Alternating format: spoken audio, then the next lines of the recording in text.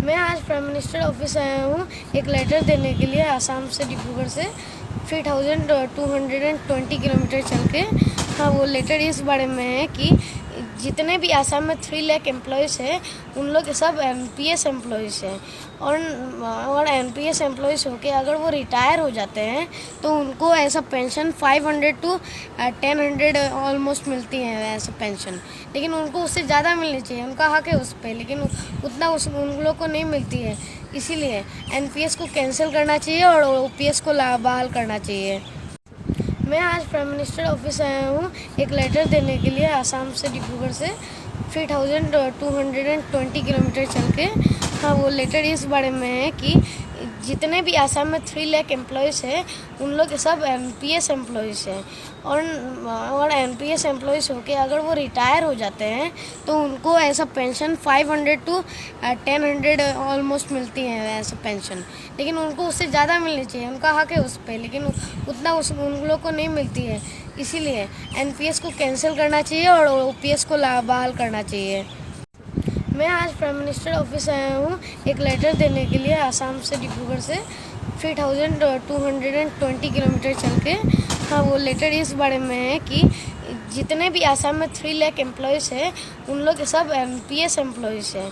और NPS employees होके अगर वो रिटायर हो जाते हैं तो उनको ऐसा पेंशन 500 to 1000 ऑलमोस्ट मिलती है ऐसा पेंशन। लेकिन उनको उससे ज़्यादा मिलनी चाहिए, उनका हक है उस पर, लेकिन उतना उन लोग को नहीं मिलती है। इसीलिए एनपीएस को कैंसिल करना चाहिए और ओपीएस को बहाल करना चाहिए।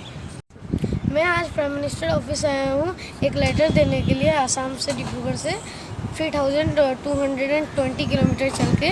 हाँ, वो लेटर इस बारे में है कि जितने भी आसाम में 3 लाख एम्प्लॉयज़ हैं उन लोग सब एनपीएस एम्प्लॉयज़ हैं।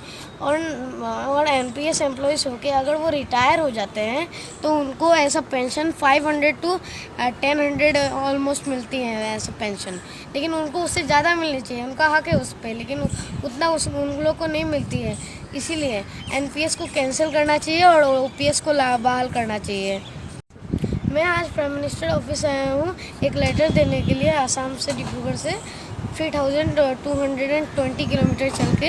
हाँ, वो लेटर इस बारे में है कि जितने भी आसाम में 3 लाख एम्प्लॉयज़ हैं उन लोग सब एनपीएस एम्प्लॉयज़ हैं। और एनपीएस एम्प्लॉयज़ होके अगर वो रिटायर हो जाते हैं तो उनको ऐसा पेंशन 500 to 1000 ऑलमोस्ट मिलती है ऐसा पेंशन। लेकिन उनको उससे ज़्यादा मिलनी चाहिए, उनका हक है उस पर, लेकिन उतना उन लोग को नहीं मिलती है। इसीलिए एनपीएस को कैंसिल करना चाहिए और ओपीएस को बहाल करना चाहिए।